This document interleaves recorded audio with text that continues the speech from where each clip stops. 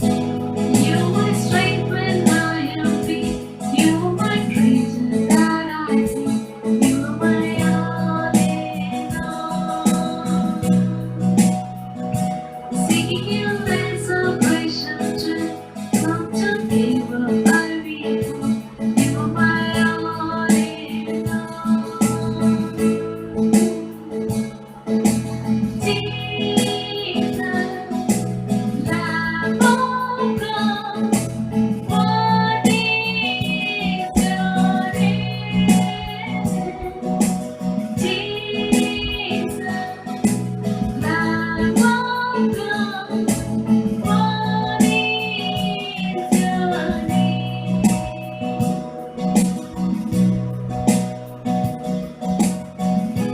Taking my sin, my cross, my shame, rising again, I bless your name. You are my all in all. When I fall down, you pick me up. When I am dry, you are my Lord. You are my all in all.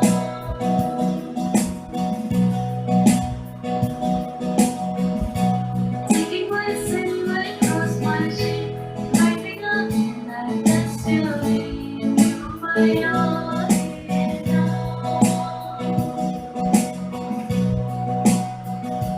When I fall down, you pick me up. When I am tired, you are my Lord. You are my all in all. Jesus, Lamb of God, what is your name? Jesus, Lamb of God, what is your name? Jesus, Lamb of God, what is your name? Jesus, Lamb of God, what is your name? What is your name? What is your name?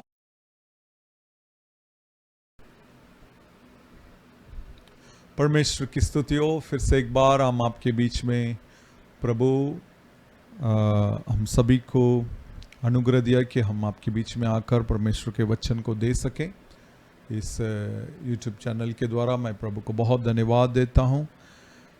प्रभु को धन्यवाद देता हूं कि इस channel जो है YouTube में बहुत से परमेश्वर का महिमा का कार्य इन दिनों में हो रहा है। उसके लिए मैं प्रभु को बहुत धन्यवाद देता हूं कि ये ऐसे सुविधाओं को परमेश्वर ने हमारे सामने रखा और इसके द्वारा बहुत से गलत बात भी हो रहा है, लेकिन परमेश्वर की धार्मिकता के कार्य भी हम इस चैनल के द्वारा होते हुए हम इन अंतिम दिनों में देख रहे हैं।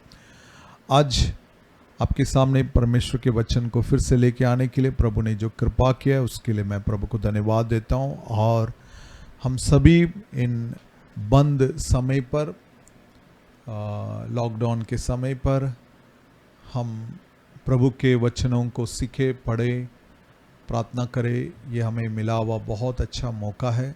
लेकिन उसी के साथ हम इन बंद समय के समय पर हमें ये सीखना भी बहुत ज़रूरी है कि हमें परमेश्वर की इच्छा के अनुसार, प्रभु की इच्छा के अनुसार हम प्रार्थना करने वाले बने, प्रभु की हृदय को समझकर प्रार्थना करने वाले हम बने।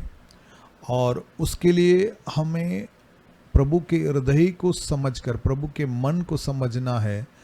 तो केवल हमें पवित्र आत्मा ही हमें ये समझा सकता है। पवित्र आत्मा ही हमें प्रभु के हृदय को बता सकता है, क्योंकि परमेश्वर का वचन में, रोम की पत्री में इस बात को लिखा गया है कि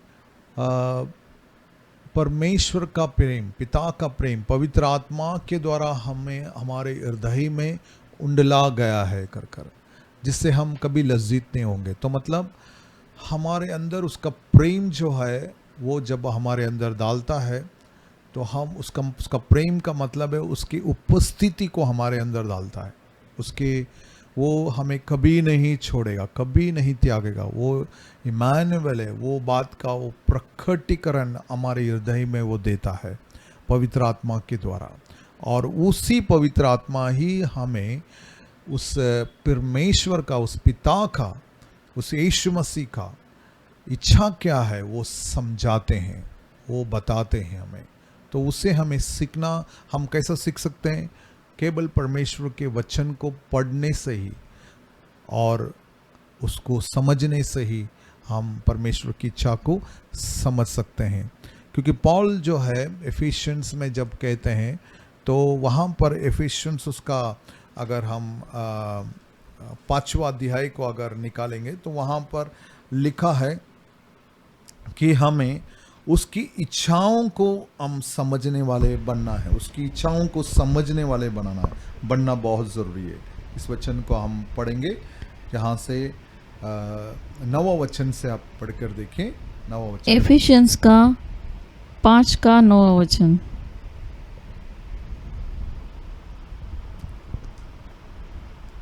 क्योंकि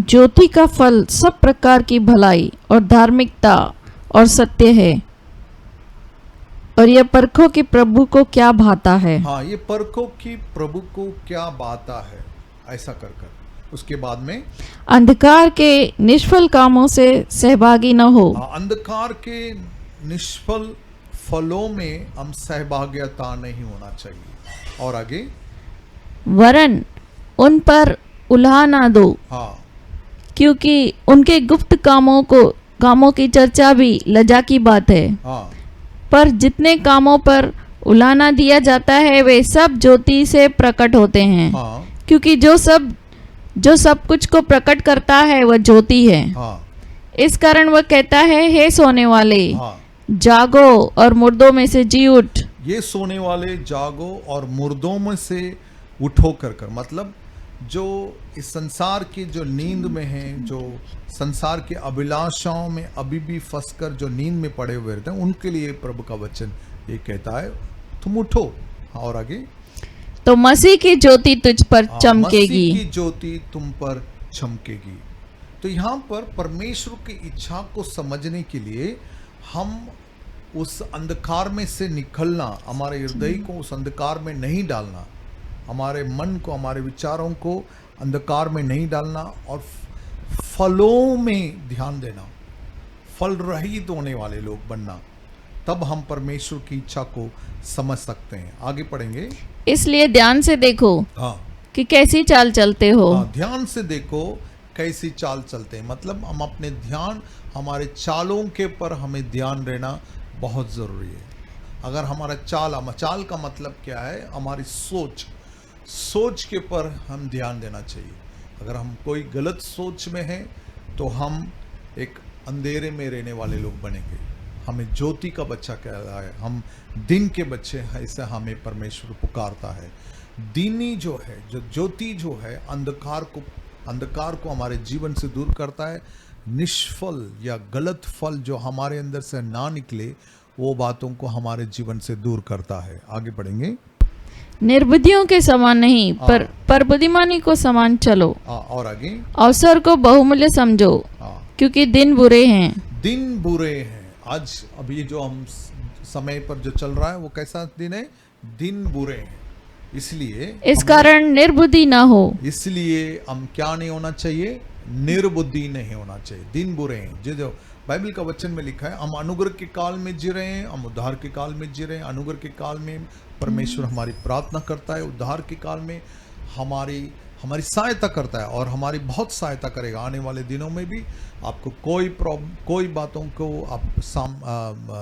आप संसार के लोगों की तरह आपको दुख उठाने की ज़रूरत नहीं पड़ेगी। आपको प्रभु संभालेगा, आपको प्रभु ही रक्षा करेगा, आपके साथ प्रभु चलेगा। लेकिन सबसे बड़ी बात आपको सीखना बहुत ज़रूरी है कि ये इन दिनों में, इस बुरे दिन प्रभु ने ऐसा इसलिए बताया, बुरा दिन चल रहा है। इसका मतलब क्या है? पूरे संसार में ये बुरा दिन, पूरे संसारिक लोगों के पर, ये संसार के पर ये बुरा दिन आया हुआ है, लेकिन आपके लिए और मेरे लिए, मेरे प्रिय भाई बहनों, ये अनुग्रह का दिन है, ये उद्धार का दिन है। और ऐसे दिन में हम निर्बुद्धि नहीं रहना चाहिए। मतलब जो निर्बुद्धि में चलेंगे उनके लिए ये बुरे दिन है, ये बात ध्यान में रखिए। निर्बुद्धि में नहीं चलना है, बुद्धिमानता से चलना है। आगे पढ़ेंगे। इस कारण निर्बुद्धि ना हो, हाँ, पर ध्यान से समझो कि प्रभु की इच्छा क्या है। ध्यान से समझो परमेश्वर की इच्छा क्या है। तो आज जो मेरा टॉपिक है, आज जो मैं आपके सामने जो परमेश्वर वचन आपके सामने लेके आना चाहता है, प्रभु मुझे कहीं दिन से मुझे बोझ दे रहा है कि लोग मेरी इच्छाओं को समझे। हम प्रभु में रहेंगे, हम अच्छे प्रार्थना करने वाले रहेंगे, लेकिन हमें ये समझना है कि प्रार्थना करने आता है कर हम प्रार्थना करने के लिए बहुत ज़्यादा आवाज़ उठाकर प्रार्थना करते रहे। प्रभु का इच्छा ये नहीं है। प्रभु की इच्छा ये है, उसके हृदय के अंदर, उसके मन के अंदर क्या है, उसको समझकर हमें प्रार्थना करने वाले हमें बनना है, उसकी इच्छा के अनुसार। इन दिनों में स्पेशली, क्योंकि ऐसा ना हो जाए, ध्यान से सुनिए, क्योंकि इस वचन को आप जब YouTube से सुनते तो बड़े ध्यान से इस बात को सुनिए। इस समय पर ऐसा होता है कि बहुत समय पर बहुत लोग, आज कोरोना बीमारी निकल जाए, ये निकल जाए करके वो भगा रहे हैं प्रार्थना करते हुए, मैं सुना है और मैं YouTube में भी देखता हूँ। लेकिन मेरे प्रिय भाई बहनों, हमें ये बात सीखना बहुत ज़रूरी है कि परमेश्वर चाहता क्या है, प्रभु क्या चाहता है। प्रभु चाहता है कि हम कैसे प्रार्थना करें, उसके लिए क्या करना होगा, उसके लिए उसके चरणों में रुकना होगा, मुंह खोलने से पहले पवित्र आत्मा से भरना होगा। क्योंकि आगे का वचन में अगर आप पढ़ेंगे तो वहां पर लिखा है, आगे का वचन पढ़िए, दाखरस से मतवाले ना बनो, दाखरस से मतवाले ना बनो, क्योंकि इससे लुचपन होता है। उससे लुचपन होता है। मतलब दाखरस पीने वाले व्यक्ति को परमेश्वर की इच्छा समझ में नहीं आएगी, वो लुचपन में जाएगा। दूसरा, पर आत्मा से परिपूर्ण होते जाओ। आत्मा से परिपूर्ण मतलब आत्मा में भरना। फिर से पढ़ेंगे, आत्मा में भरना के बारे में। क्योंकि इससे लुचपन होता है, पर आत्मा से परिपूर्ण होते जाओ। आत्मा में परिपूर्ण होते हैं, बहुत अच्छा शब्द है। आत्मा में परिपूर्ण होते जाओ मतलब आत्मा में जो परमेश्वर का जो गुण है, पवित्र आत्मा का गुण है, पवित्र आत्मा का स्वभाव है, पवित्र आत्मा का फल है, पवित्र आत्मा का वरदान है, उसमें हम बढ़ते हुए जाए। हालेलुया, उसमें हम भरना है। ये समय आपके पास बहुत अच्छा समय मांगना है हमें। पवित्र आत्मा में भरना का मतलब क्या है? पवित्र आत्मा में भरना मतलब पवित्र आत्मा के स्वभाव में, पवित्र आत्मा के फलों में, पवित्र आत्मा के वरदान में हमें भरना बहुत जरूरी है। पवित्र आत्मा के द्वारा यीशु की महिमा करना या यीशु मसीह की इच्छा को जाना, पिता की इच्छा को जाना, ये बहुत हमारे लिए जरूरत है। आगे पढ़ेंगे। और आपस में भजन और स्तुति गान और आत्मिक गीत गाया करो। और अपने अपने मन में प्रभु के सामने गाते और कीर्तन करते रहो। और सदा सब बातों के लिए हमारे प्रभु यीशु मसीह के नाम से परमेश्वर पिता का धन्यवाद करते रहो। हालेलुया। और आगे, मसीह के भय से एक दूसरे के अधीन रहो। मसीह के भय से एक दूसरे के अधीन हो मतलब परमेश्वर की स्तुति करना है, गीत गाना है, और प्रभु के लिए एक नया गीत गाना है, और परमेश्वर के नाम को ऊंचा उठाना है। ये सारी बातें हमें बताया। लेकिन यहाँ पर हम मेन, यहाँ पर जो हम आज सीखने वाले हैं वो क्या है कि परमेश्वर का इच्छा, प्रभु की इच्छा क्या है, इसको समझना। आज हम ऐसे अंतिम दिनों के अंदर आ चुके हैं। हम कई साल से दासों के मुंह से हम सुनते हैं, प्रभु के दास लोग कहते हैं, प्रभु का वचन कहता है प्रभु शीघ्र आने वाला है, प्रभु आने वाला है कर हम उसके निकट हम आ चुके हैं। और आने के बाद में भी अब जो है हमारे पास क्या बाकी रह गया है? हमारे पास रह गया है हाँ कि हम तैयारी हम अपना करें, हम अपने आप को तैयार करें और तैयार करने के लिए केवल परमेश्वर के वचन ही हमें तैयार कर सकता है। इसीलिए मत्ती का सुसमाचार 7वां अध्याय उसका 21 वचन से हम पढ़ेंगे। मत्ती का सुसमाचार 5, 6, 7 ये तो आप हमेशा पढ़िए, लेकिन इसमें अगर हम 21वां वचन से अगर हम पढ़ेंगे तो वहां पर लिखा है, जो हमारे स्वर्गीय पिता की इच्छा के अनुसार, यीशु मसीह कहते हैं स्वर्गीय पिता की इच्छा के अनुसार जो करता है वो ही परमेश्वर के राज्य, उसके राज्य में वो प्रवेश करेगा। पढ़ेंगे इसको।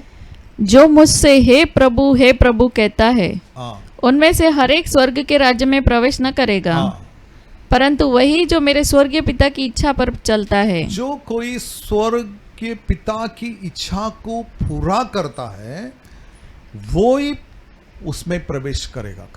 देखिए, आज मैं और हम सब यीशु मसीह में आने के लिए, यीशु मसीह को स्वीकार करने के लिए, यीशु मसीह के पीछे चलने के लिए हम अपने आप को हमने समर्पित किया और आज हमारा उद्धार हुआ। हमारा जीवन एक बॉर्न अगेन हो गए। हमें एक नया जन्म मिला। हम परमेश्वर के घर में जन्म ले चुके हैं। लेकिन परमेश्वर की सबसे बड़ी इच्छा अब क्या है कि वो जन्म पाए हुए सभी लोग उसकी इच्छाओं को हम पूरा करें। तो उसकी इच्छा क्या है? परमेश्वर का वचन। इन वचनों में लिखी हुई बातों को समझना है, पवित्र आत्मा के द्वारा समझना है और उसका अनुसरण करने के लिए हमें सीखना है। इसलिए 22 वचन से पढ़कर देखेंगे आगे। उसमें लिखा है, उस दिन बहुत से लोग मुझसे कहेंगे, हे प्रभु,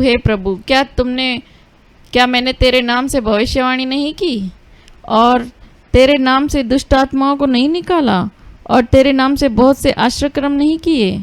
तब मैं उनसे खुलकर कह दूंगा, मैं तुमको कभी नहीं जाना। हे कुकर्म करने वालों, मेरे पास से चले जाओ। इसलिए जो कोई मेरी ये बातें सुनकर उन्हें मानता है वह उन बुद्धिमान मनुष्य के समान ठहरेगा जिसने अपना घर चट्टान पर बनाया। हाँ, जो कोई प्रभु यीशु मसीह के बात को सुनकर जो चलता है वो बुद्धिमान व्यक्ति है। इसका मतलब है बुद्धिमान लोग ही स्वर्ग जाएंगे। कौन से बुद्धिमान लोग? इस संसार के जो बुद्धि प्राप्त किए हुए हैं, साइंटिस्ट हैं, डॉक्टर्स हैं, मैं उनके बारे में नहीं कह रहा हूँ। मैं उस बुद्धि के बारे में नहीं कहता हूँ। जो इस आकाश और धरती बनाया हुआ वो परमेश्वर, जो यीशु मसीह के द्वारा, इब्रानी की पत्री उसका 1 अध्याय से हम देखेंगे तो वहां पर लिखा है वो वचन के द्वारा सब कुछ थामे रखा है, वो कंट्रोल करता है, वो चलाता है। उसके द्वारा यीशु मसीह के द्वारा जो हमें वचन मिला है इस धरती पर, और हम ये वचन को जो पढ़ते हैं, इन वचनों का जो ज्ञान जो लेते हैं, वो सीखते हैं और उसके अनुसरण करते हैं, उसमें अपने आप को डालते हैं, उसे ही परमेश्वर कहता है बुद्धिमान व्यक्ति। बुद्धिमान व्यक्ति ये नहीं क्या हम अच्छे बहुत पढ़े लिखे, पढ़ाई इस धरती के लिए बहुत ज़रूरी है, हम अच्छे डिग्री हासिल करना है, हम अच्छा पढ़ाई करना है, हमें आगे पढ़ना है, बहुत ज़रूरी है। इस धरती की पढ़ाई जो है हमारे लिए बहुत ज़रूरी है। लेकिन वो पढ़ाई जो है आपको स्वर्ग में लेकर नहीं जाने वाला है, स्वर्ग राज्य में प्रवेश करने को नहीं लगाएगा। उसको उन व्यक्तियों को देखकर प्रभु ये नहीं बोलता है कि ये बुद्धिमान व्यक्ति है। परमेश्वर के नज़र में, यीशु मसीह के नज़र में बुद्धिमान व्यक्ति कौन है? जो परमेश्वर यीशु मसीह के मुंह से निकला हुआ वचन को जो अध्ययन करता है, वो सीखता है, अपने मन में रखता है और उसको अध्ययन करता है और उसमें चलने के लिए पवित्र आत्मा की सामर्थ को लेता है, पवित्र आत्मा की सामर्थ से उसमें चलने के लिए अपने आप को डालता है, वही व्यक्ति बुद्धिमान व्यक्ति है। हालेलुया।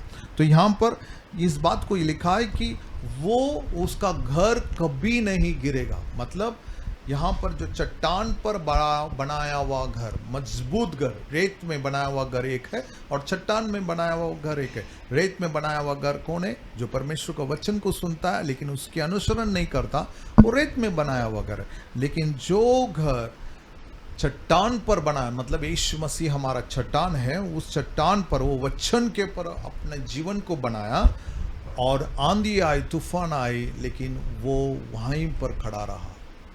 क्यों? क्योंकि वो घर चट्टान पर बना हुआ था। तो उसी तरह यीशु मसीह के वचन में, यीशु मसीह के अंदर अपने आप को डालकर, यीशु मसीह में हम बनकर, हम तैयार होकर पवित्र आत्मा के सामर्थ्य से हम वचन को सीखते हुए, बनते हुए और उसके अनुश्रम जब हम करते हैं, हम इन अंतिम दिनों में, इन दिनों में जो चलने वाले, जो आने वाले दिनों में भी और अभी जो चल रहा है, इस सारे बातों से हम निकल कर आगे बढ़ते हुए जाएंगे। हम डरेंगे नहीं, घबराएंगे नहीं, हम उन्नति करते रहेंगे, बरकत करते रहेंगे।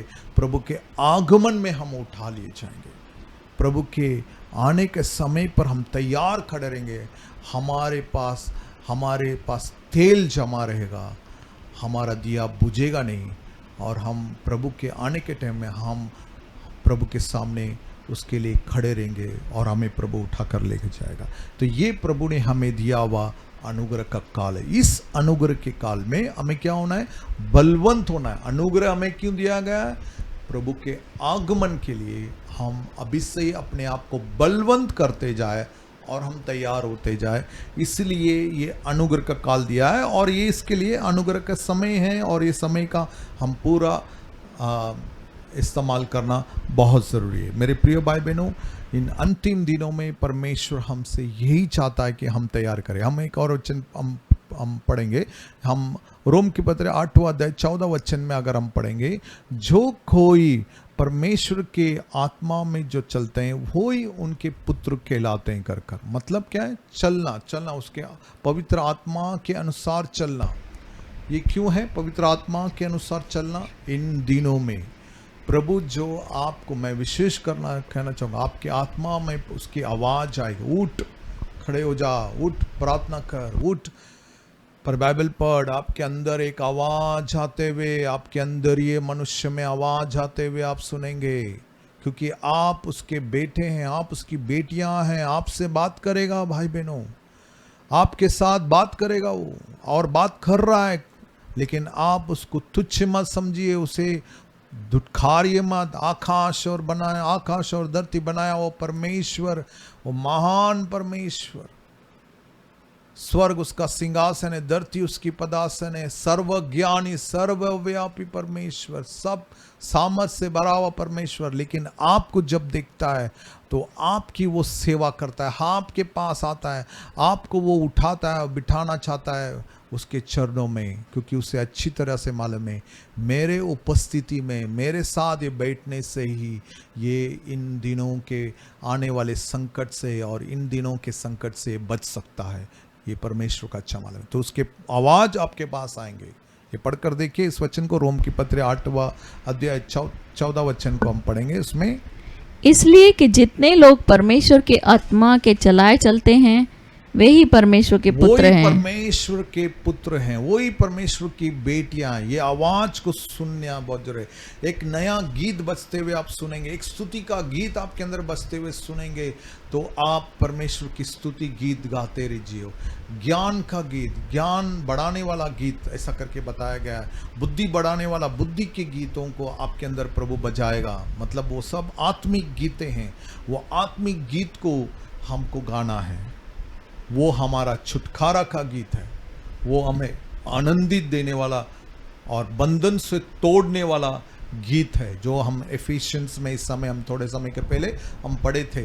तो वैसे गीतों को प्रभु हमारे अंदर डालेगा और उसको हमें पढ़ना हमारे लिए बहुत ज़रूरी है। मेरे प्रिय भाई बहनों, ये ऐसा एक समय चल रहा है, इस समय पर प्रभु खुद आपके घर पर आता है, आपके साथ आता है, आप जहाँ भी हैं वो आपके करीब आता है और आपसे बातें करता है। आपके अंदर ये मनुष्य में वो बात करता है। प्रभु यीशु मसीह आपसे प्रेम करते हैं, पिता आपसे प्रेम करते हैं। वो आपके करीब आकर आपसे अपने आपको जगाना चाहता है, उठाना चाहता है। आप अगर किसी बात में भी अगर निराश या कमज़ोर या कोई बात पे डरेंगे, कोई भी आपके लिए आके खड़ा नहीं रहेगा। आपकी पत्नी, आपके पति या बच्चे, कोई आकर आपको आके सांत्वन नहीं दे सकता। लेकिन मेरा खुदावन यीशु मसीह वो आपके पास करीब आता है, जल्द आता है, तुरंत आता है और आपको हिम्मत देने के लिए वो तैयार है। अगर आप कोई भी गलत काम भी आपसे हो जाती है, पाप हो जाती है, तो फिक्र मत कीजिए, कोई दौड़ कर आने वाला नहीं। पहला अगर आएगा तो हमारा प्रभु ही आपके पास दौड़ कर आएगा, क्योंकि आदम ने जब गलती की तो कौन दौड़ कर आया उसे बचाने के लिए? पहले परमेश्वर उसके पास दौड़ कर आया। आदम तो कहाँ है? उसी तरह आज भी अगर आपसे कोई भी गलतियां हो जाती है तो तुरंत दौड़ कर आने वाला अगर कोई है तो हमारा प्रभु यीशु मसीह है। लेकिन उसके साथ बैठकर प्रार्थना करने के लिए हमें सीखना बहुत ज़रूरी है। और एक वचन हम देखेंगे, लूका का सुसमाचार 12 अध्याय और उसका 35 वचन को अगर हम पढ़ के जाएंगे तो यहाँ पर हमें कहीं मुख्य बात, मतलब कैसे एक मालिक की इच्छा को पूरा करना चाहिए, इस बातों को यहाँ पर लिखा हुआ है। उसके लिए हम थोड़े पढ़ेंगे इसमें 35वां वचन से। तुम्हारे कमरे बंद रहें और तुम्हारे दिए जलते रहें, और तुम उन मनुष्यों के समान बनो जो अपने स्वामी की बाट देख रहे हो कि वह विवाह से कब लौटेगा, कि जब वह आकर द्वार खटखटाए तो तुरंत उसके लिए खोल दें। धन्य है वे दास जिन्हें स्वामी आकर जागते पाए। मैं तुमसे सच कहता हूँ कि वह कमर बांधकर उन्हें भोजन करने को बैठाएगा और पास आकर उसकी सेवा करेगा। यदि वह रात के दूसरे पहर या तीसरे पहर में आकर उन्हें जागते पाए तो वे दास धन्य हैं। वो दास धन्य है। मालिक के बारे में गया, मालिक जो है बाहर से आने वाला है और उसके लिए नौकर जो है उसकी इंतज़ार करते रहता है। वो पहले पैर या दूसरे पैर या तीसरे पैर में भी आएगा तो भी उसकी इंतज़ार करेगा, और वो इंतज़ार करने वाला जो दास है वो धन्य है, ऐसे परमेश्वर का वचन कहता है। लेकिन 39 अगर हम पढ़ेंगे तो और खुल के इस बात को लिखा गया है, पढ़िए। परंतु तुम ये जान रखो कि यदि घर का स्वामी जानता कि चोर किस घड़ी आएगा तो जागता रहता और अपने घर में सेंध लगने न देता। तुम भी तैयार रहो, क्योंकि जिस घड़ी तुम सोचते भी नहीं उसी घड़ी मनुष्य का पुत्र आ जाएगा। यही आज हमें समझना जरूरी है।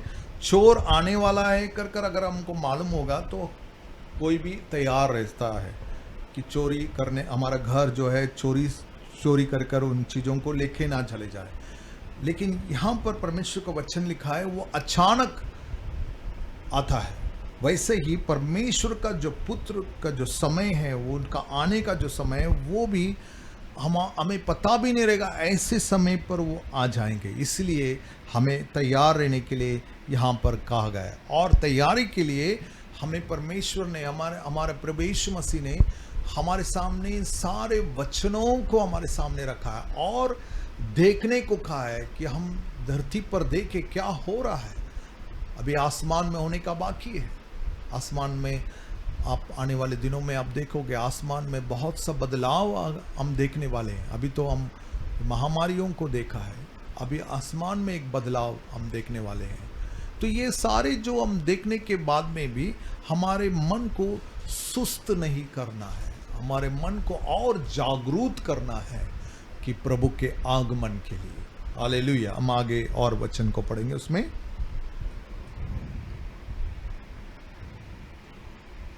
तब पतरस ने कहा, हे प्रभु, क्या यह दृष्टांत तू हमी से या सबसे कहता है?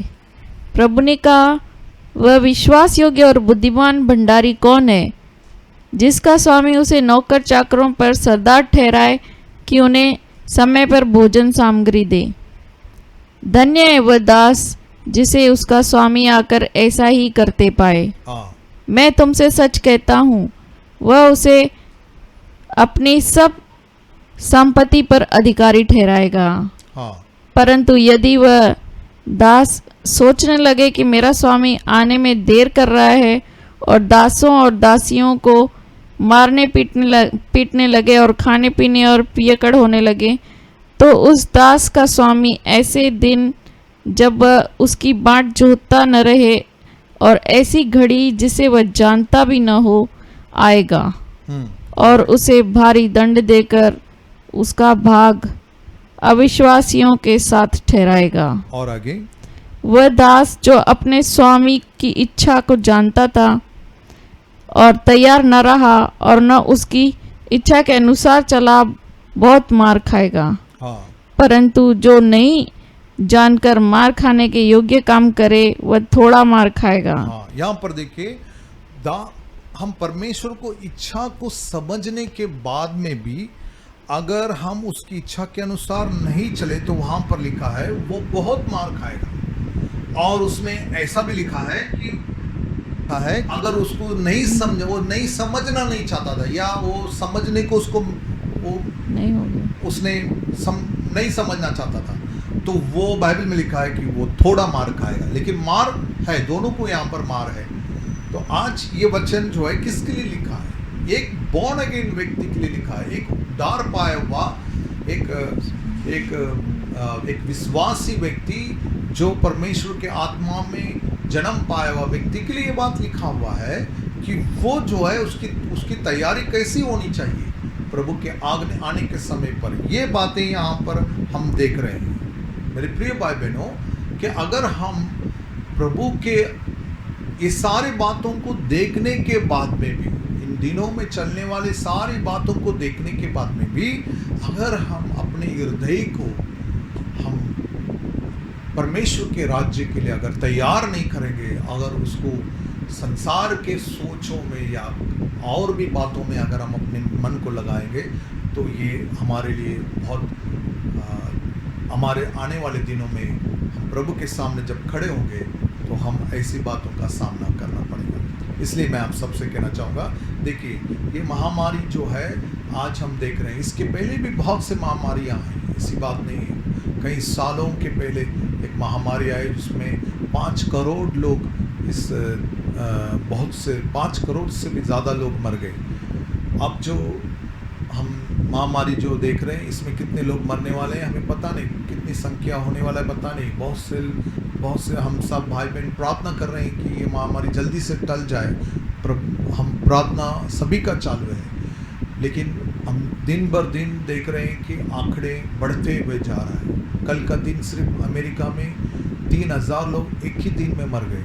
अमेरिका में एक सबसे बड़ा मृत्यु जो हुआ है अमेरिका में, एक ही दिन में 3000 लोग मर गए। तो एक इस समय पर क्या होगा कि काफ़ी सभी विश्वासी और पास्टर जितने भी सेवक लोग हैं सब लोग सोचेंगे अरे हम प्रार्थना कर रहे हैं फिर भी ये कम क्यों नहीं हो रहा है, कम नहीं हो रहा है। और ऐसे सोचकर वो एक दुखी मन के अंदर प्रभु के प्रति एक दुखी मन में जा सकते हैं। इस समय पर हमें क्या करना है वो मैं आपको समझाना चाहता हूँ। इस समय पर हमें प्रभु के हृदय को, प्रभु की मन को समझने को सीखना है, प्रभु के वचन को ढूंढना है कि प्रभु क्या चाहता है, कैसे हम प्रार्थना करें, कैसे हम इन सारे बातों में कैसे रहे। हम अभी भी मनमानी प्रार्थना मत कीजिए, कोई भी जिद्दी वाला प्रार्थना छोड़ दीजिए।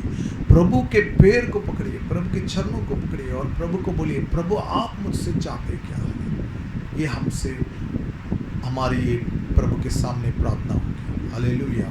क्योंकि आने वाले दिनों में लोग अगर प्रार्थना, मैं आपको कहना चाहूँगा, लोग प्रार्थना करके प्रभु बोलेंगे अरे हम प्रार्थना कर रहे हैं लेकिन कोई बदलाव नहीं आ रहा है, ऐसे सोचकर वो दुखी हो जाएंगे और प्रभु से वो दूर होने लग जाएंगे। इसलिए मैं आप सबसे कहना चाहूँगा प्रभु की इच्छा क्यों समझिए। इन समय पर, इस वक्त में प्रभु क्या चाहता है, कैसे मैं प्रार्थना, और वो प्रार्थना आप करने को देखिए, आपकी आत्मा एक बहुत ही आनंदित में आपका जाता रहेगा। क्योंकि आने वाले दिन और भी कैसे होने वाला है हमें पता नहीं, लेकिन परमेश्वर प्रभु जो है हमें आने वाले दिनों के लिए हमें प्रभु तैयार करना चाहता है। उस तैयारी की तरफ हमें आगे बढ़ना बहुत ज़रूरी है। तो मैं पहला बात आपको कहना चाहूँगा कि जो मैं पवित्र आत्मा ने मुझे जो सिखाया मैं वो बताना चाहूँगा कि हमें आने वाले दिनों के लिए कैसे प्रार्थना करना है, जो प्रभु की इच्छा क्या है। पहली बात, हम अंतिम बरसात के लिए जो एक आत्मिक जागृति जो प्रभु देना चाहता है पूरी धरती पर, आत्मिक जागृति, वो वर्षा के लिए हमें प्रार्थना करना है। अंतिम बरसात के लिए हर एक घुटना टेके, हर एक जबान कबूल करे यीशु ही प्रभु, वो जानेंगे और ये होने वाला है। ये अंतिम हर एक घर, हर एक नुक्कड़, हर एक जगह में यीशु कौन है वो जान जाएंगे। वो उसके लिए इन दिनों में हमें प्रार्थना करना बहुत ज़रूरी है। ये पहला प्रार्थना। दूसरी प्रार्थना हमें ये करना है कि वो दुष्ट जो थिस्सलुनीकियों में लिखा है, वो दुष्ट जो है समय के पहला नहीं आना चाहिए। वो आएगा नहीं, उसको रोकने वाला इस धरती पर है। वो है कलीसिया, वो है यीशु मसीह की कलीसिया। वो है पिता ने अपना पुत्र को, यीशु मसीह को कलीसिया में सौंप दिया। एफिशियंस में लिखा है, एफिशियंस उसका पहला अध्याय में अगर हम पढ़ते हैं तो वहाँ पर वो कलीसिया में सौंप दिया और उसे शिरोमणि ठहराया, उसको कलीसिया में हेड कर कर सौंप दिया। तो वो यीशु मसीह आज हमारे बीच में है। इसके वजह से, कलीसिया के वजह से, ये जो दुष्ट है, जो एंटी क्राइस्ट कहते हैं, क्रिस्त विरोधी कहते हैं, जो चिप को लेके आने वाला है, जो वन वर्ल्ड गवर्नमेंट को लेके आने वाला है, इससे हमें ये समय के पहले नहीं आना चाहिए। ये बाइबल में हमें प्रभु कहता है कि ये दिन घटाया जाए। अगर ये दिन घटाया ना जाएगा तो बहुत से लोग, कोई भी प्राणी नहीं बचेगा, लेकिन चुने हुए लोगों के द्वारा और प्रार्थना करने के द्वारा ये दिन घटाया जाएगा। तो कौन से बात के लिए प्रार्थना करना है कि ये समय के पहला नहीं आना चाहिए। तो पहला पॉइंट जो है रिवाइवल के लिए प्रार्थना करना है, आत्मिक जागृति के लिए प्रार्थना करना है, ये बहुत ज़रूरी है। दूसरी बात मैं आपको बताना, ये समय के पहले, क्रिस्त विरोधी समय के पहले नहीं आना चाहिए और कलीसिया सामर्थ से खड़ा होना चाहिए। हर एक जन, हर एक विश्वासी, हर एक दुनिया में जितने भी लोग हैं वो सामर्थ से प्रभु के सुसमाचार के लिए, प्रभु के सेवा के लिए, सुसमाचार के लिए खड़े होना चाहिए। इन अंतिम सुसमाचार के लिए खड़े होना चाहिए। ये हमें तैयार होना बहुत ज़रूरी है। मेरे प्रिय भाई बहनों, ये कोरोना वायरस जो आया है, आने के बाद में ये सब आगे आप देखोगे कि सब शांत हो जाएगा, सब आप अपने अपने रूटीन वर्क में चले जाएंगे। उसके बाद उस समय पर जब हम रूटीन वर्क में या हम सामान्य समय पर जब आते हैं, तब हम अपने हृदय को और तैयार रखना है कि भाई प्रभु का आगमन बहुत नज़दीक है। क्योंकि ऐसे समय में सभी का मन, हृदय सब बहुत प्रभु के प्रति, प्रभु के वचन के प्रति ताज़ा रहेगा। प्रार्थना भी बहुत स्पीड में चलता रहेगा। लेकिन ये सब सामान्य होने के बाद क्या है, उसके बाद में भी हम जो इन दिनों में जो वचन सुन रहे हैं, उस वचन को पकड़कर हम चलना बहुत ज़रूरी है। आइए हम प्रार्थना करेंगे। परमेश्वर की स्तुति हो। प्रभु पिता परमेश्वर, आज मुझे वचन बोलने के लिए अनुग्रह दिया, उसके लिए मैं धन्यवाद देता हूँ और प्रार्थना करता हूँ हर एक भाई बहन, जितने लोग भी वचन को प्रभु जी इतने दिन सुने और आगे भी सुनने वाले हैं, और सबको सिर्फ सुनने वाले नहीं, हम सब वचन से तैयार होने वाले हम बने। हमें ऐसा अनुग्रह और कृपा दे प्रभु। हर एक के घर को, हर एक के घर के चौखटों को यीशु के लहू से मैं ढकता हूँ प्रभु। प्रार्थना करता हूँ हर एक जन बलवंत होता जाए, हर एक जन अनुग्रह में बलवंत होता जाए और मजबूत होता हुए जाए। और इन अंतिम दिनों की प्रभु हमें कैसा रहना है, कर कैसे प्रार्थना करना है, कैसे अपने मन को तैयार करना है, उन वचनों को सीख कर और भी मजबूत हो जाए। ऐसा अनुग्रह यीशु के नाम से मांगते हैं, सुन ले पिता। आमीन, आमीन, आमीन। परमेश्वर की शांति आप सभी के साथ रहे। God bless you.